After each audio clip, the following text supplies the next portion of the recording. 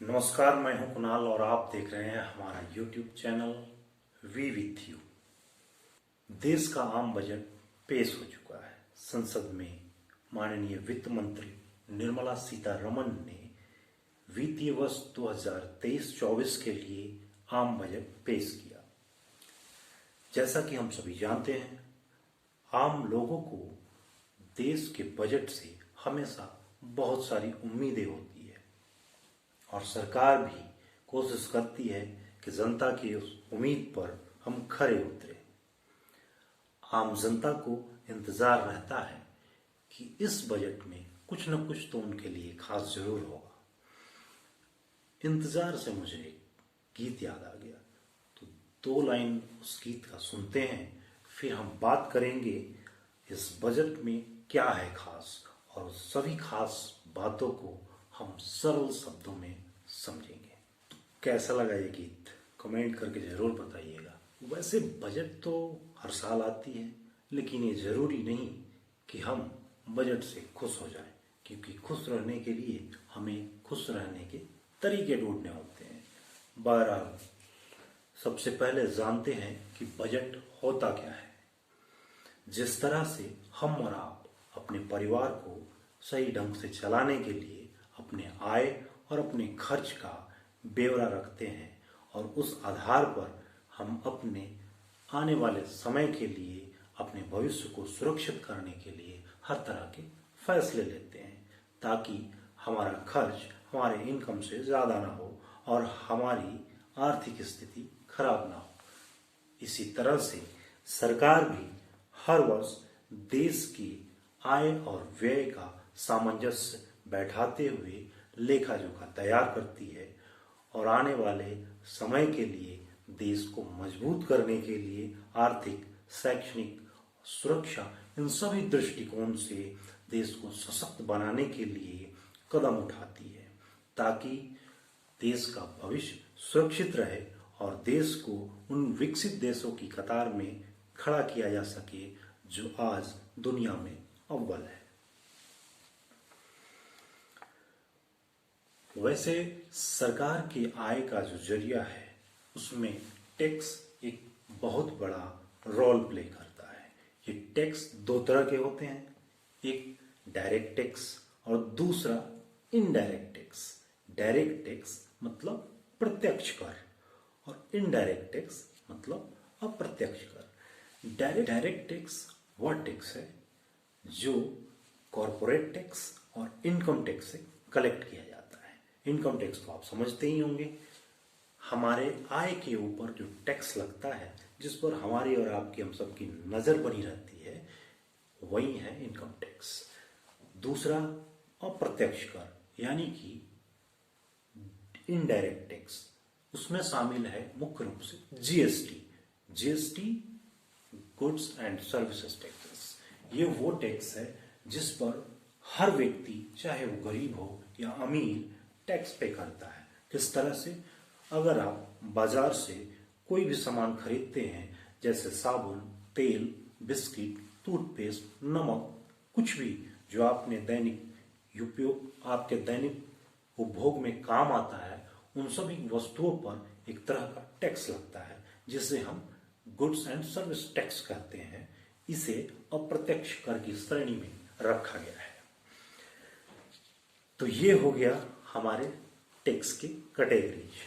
अब हम जानते हैं कि इस बजट में जो वित्तीय वर्ष 2023-24 के लिए बजट आया है, जो 1 अप्रैल 2023 से अफेक्ट हो जाएगा, आइए जानते हैं कि इस बजट में क्या खास है।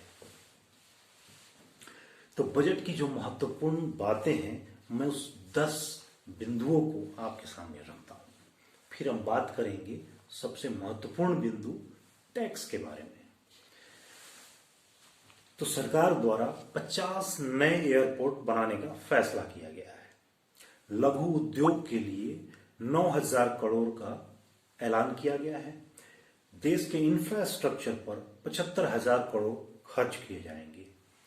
रेलवे के विकास के लिए 2.4 लाख करोड़ खर्च किए जाएंगे। देश में 157 91 नर्सिंग मेडिकल कॉलेज खोले जाएंगे। महिलाओं को 2 वर्ष के लिए 2 लाख के सेविंग पर 7.5% का इंटरेस्ट मिलेगा।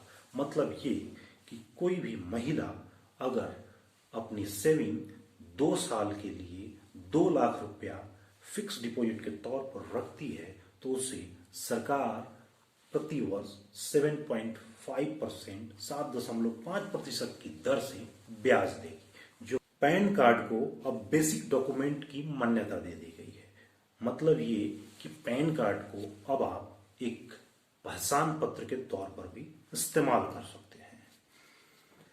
आइए जानते हैं कि कौन कौन सी चीजें हैं जो सस्ती की गई है।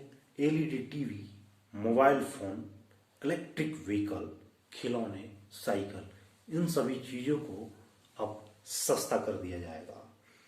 सोना, चांदी, प्लैटिनम, डायमंड, सिगरेट और किचन की चिमनी, इस तरह की चीजें महंगी हो जाएंगी। तो ये है महत्वपूर्ण बातें। और भी किसानों के लिए, नौजवानों के लिए कुछ फैसले लिए गए हैं, जैसे कि मत्स्य पालन के लिए अलग से फंड की व्यवस्था की जाएगी। पहले भी देती रही है सरकार, लेकिन इस पर विशेष जोर दिया गया है। पर्यटन को बढ़ावा देने पर जोर दिया जाएगा। आइए अब जानते हैं टैक्स, जिस पर हम सबकी निगाहें गड़ी हुई थी। टैक्स को हम बड़े ही सरल भाषा में समझाने की कोशिश करेंगे। सबसे पहले हम समझते हैं अपनी पुरानी टैक्स स्लैब को, जो अब तक वित्तीय वर्ष 2022-23 में लागू थी। पहले 2.5 लाख यानी कि 2.5 लाख तक का इनकम टोटली टैक्स फ्री था। 2.5 लाख से लेकर 5 लाख तक का इनकम 5% टैक्स की श्रेणी में आता था। 5 लाख से लेकर 10 लाख तक के इनकम पर 20% का टैक्स लगता था और 10 लाख से अधिक के आय पर 30% का टैक्स लगता था। यानी कि 5% के बाद सीधा 20% और उसके बाद फिर 30% टैक्स लगता था। तो इसमें टैक्स का जो रकम था वो 5% से ऊपर जाने पर हर 1 लाख रुपए पर 20,000 रुपए का सीधा टैक्स आता था। इससे आयकर देने वाले उन सभी लोगों को काफी दिक्कतें भी आती थी, क्योंकि ये ज्यादा मात्रा में टैक्स कट जाता था। सरकार ने इस वित्तीय वर्ष के लिए नई टैक्स स्लैब जो बनाई है, उसके अनुसार टैक्स की श्रेणी 3 लाख तक में नील कर दिया गया है। अगर आय किसी का 3 लाख तक है तो वो 0 की टैक्स श्रेणी में आएगा, मतलब उस पर कोई टैक्स नहीं है। 3 लाख से 6 लाख तक के आय पर 5% का टैक्स होगा। 6 लाख से 9 लाख के आय पर 10% का टैक्स होगा। 9 लाख से 12 लाख तक के आय पर 15% का टैक्स होगा। 12 लाख से 15 लाख के आय पर 20% का टैक्स होगा और 15 लाख से अधिक के आय पर 30% का टैक्स होगा। मतलब अब 5, 10, 15, 20 और 30 5 स्लैब बना दिए गए हैं, जिसमें अलग अलग उस श्रेणी में आने वाले आयकर खातों को अलग अलग टैक्स देना पड़ेगा। महत्वपूर्ण बात यह है कि अब 5% के बाद 10% की श्रेणी भी रखी गई है, 15% की श्रेणी भी रखी गई है, जबकि पहले 5% के बाद सीधा 20% टैक्स देना पड़ता था। एक कंफ्यूजन जो सबके मन में चल रहा है कि 7 लाख तक नील टैक्स का क्या मतलब है। 7 लाख तक इस बजट में अनाउंस किया गया है कि 7 लाख तक के टैक्स इनकम पर कोई टैक्स नहीं लगेगा। इसका क्या मतलब है? तो मतलब साफ है, जिस तरह से पहले 5 लाख तक की आय पर कोई टैक्स नहीं लगता था, उसी को बढ़ा करके अब 7 लाख कर दिया गया है। अगर आप समझना चाहें तो साधारण भाषा में यह समझ ले कि अगर किसी व्यक्ति का आय 7 लाख रुपए तक है तो उसको सरकार एक रिबेट के तौर पर दे रही है और उस पर किसी प्रकार का कोई टैक्स नहीं लगेगा। लेकिन जैसे ही आपका इनकम 7,10,000 रुपया हो जाता है तो आप आय की दो श्रेणियों में आ जाते हैं। 3 से 6 लाख तक के आय पर आपको 5% देना पड़ेगा जो कि 15,000 होते हैं, और आगे 6 से 9 के आय पर, 6 लाख से 9 लाख के आय पर आपको 10% देना होगा।